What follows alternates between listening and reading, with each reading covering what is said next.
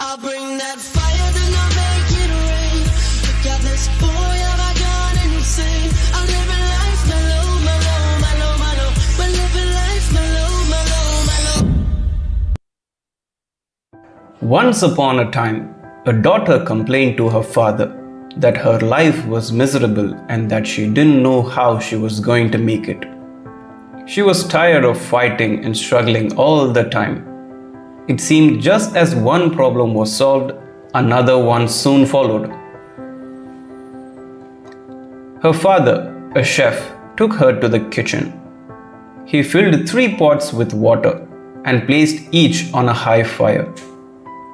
Once the 3 pots began to boil, he placed potatoes in one pot, eggs in the second pot, and ground coffee beans in the third pot.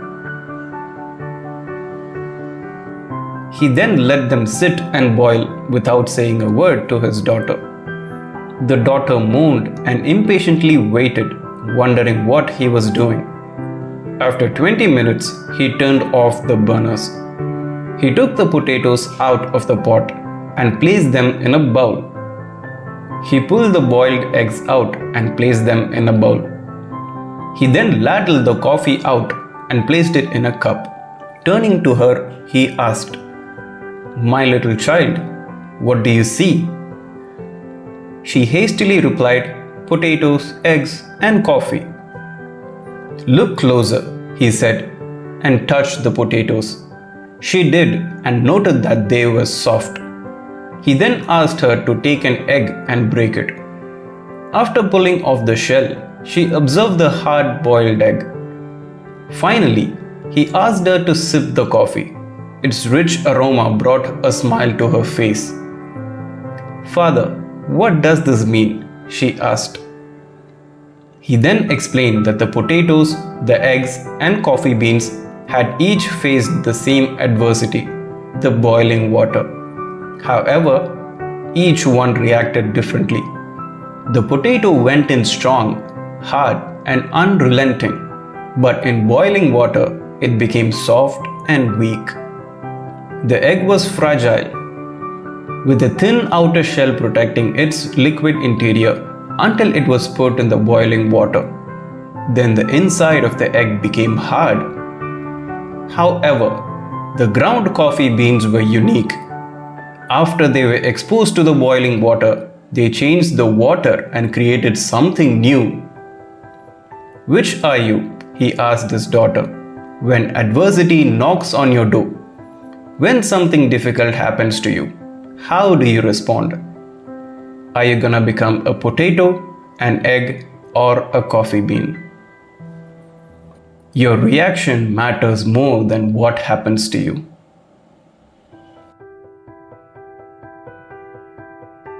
A shop owner placed a sign above his door that said, "Puppies for sale." Signs like this always have a way of attracting young children. And to no surprise, a boy saw the sign and approached the owner. "How much are you going to sell the puppies for?" he asked. The store owner replied, "Anywhere from $30 to $50. The little boy pulled out some change from his pocket. "I have just $2, he said. "Can I please look at them?" he asked. The shop owner smiled and whistled. Out of the kennel came Lady, who ran down the aisle of the shop, followed by 5 teeny tiny balls of fur. One puppy was lagging considerably behind. Immediately, the little boy singled out the lagging, linging puppy and said, "What's wrong with that little dog?" The shop owner explained that the veterinarian had examined the little puppy and had discovered it didn't have a hip socket. It would always limp. It would always be lame. The little boy became excited. "That is the puppy I want to buy." The shop owner said, "No, you don't want to buy that little dog. If you really want him, I'll just give him to you." The little boy got quite upset. He looked straight into the store owner's eyes, pointing his finger and said, "I don't want you to give him to me. That little dog is worth every bit as much as all other dogs, and I'll pay full price." In fact, I'll give you $2 now and 50 cents in a month until I have paid him for. The shop owner countered, "You really don't want to buy this little dog. He is never going to be able to run and jump and play with you like other puppies." Now, to his surprise, the little boy reached down and rolled up his pant leg to reveal a badly twisted, crippled left leg supported by a big metal brace. He looked up at the shop owner and softly replied, "Well, I don't run so well myself, and the little puppy will need someone who understands."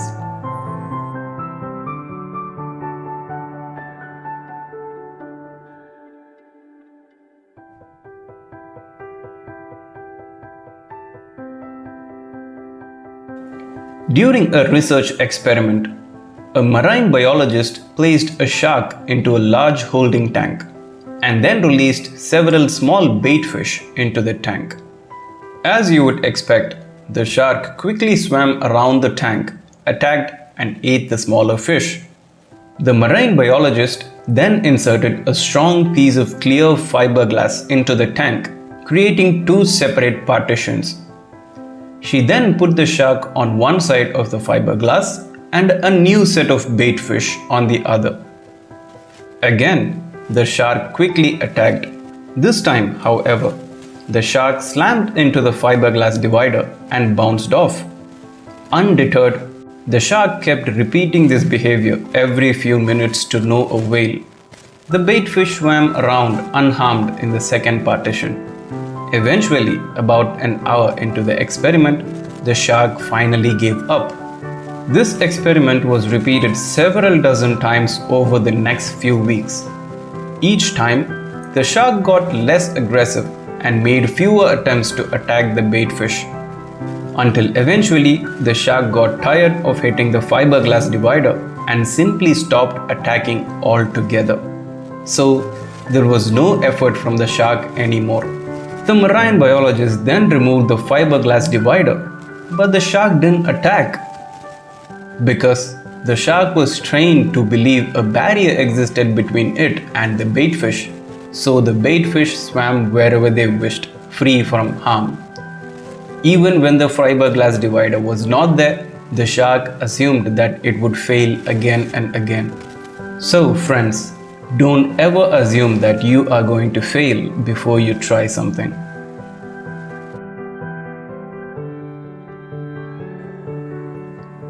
A 24-year-old boy, seeing out from the train's window, shouted, "Dad, look, the trees are going behind."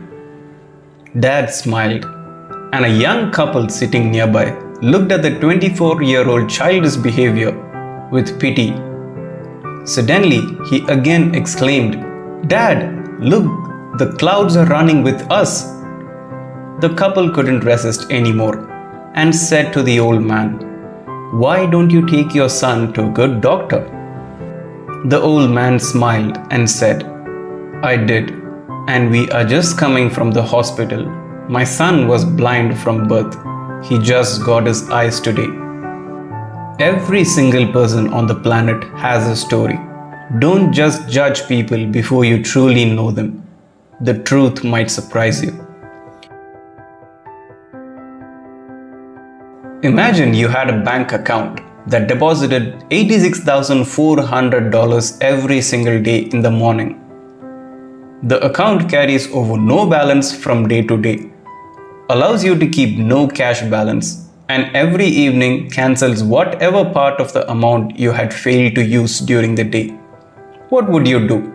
Draw out every single dollar each day? We all have such bank. What do you think that one is? The name of the bank is time. Every morning, it credits you with 86,400 seconds.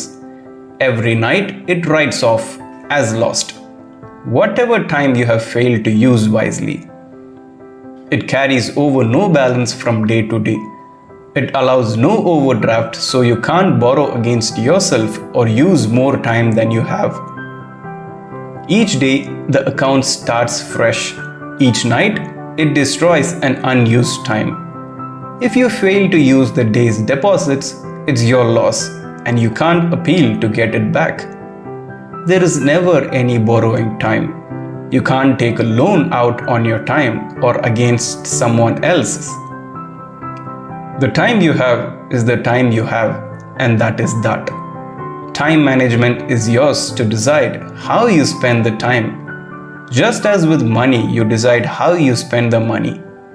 It is never the case of us not having enough time to do things, but the case of whether we want to do them and where they fall in our priorities. So friends, your priorities always matter. Vijay and Raju were friends. One day while on a holiday exploring a forest, they saw a bear coming towards them. Naturally, they were both frightened, so Raju, who knew how to climb trees, climbed one quickly. He didn't even spare a thought for his friend, who had no idea how to climb a tree. Vijay thought for a moment.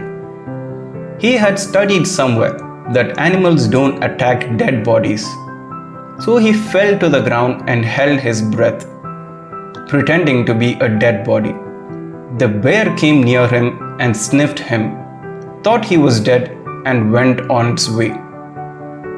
Raju, after he had climbed down from the tree, asked Vijay surprisingly, "What did the bear whisper in your ears?"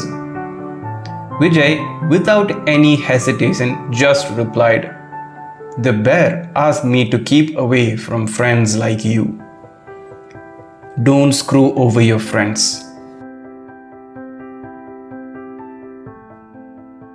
A mother and a baby camel were lying around under a tree.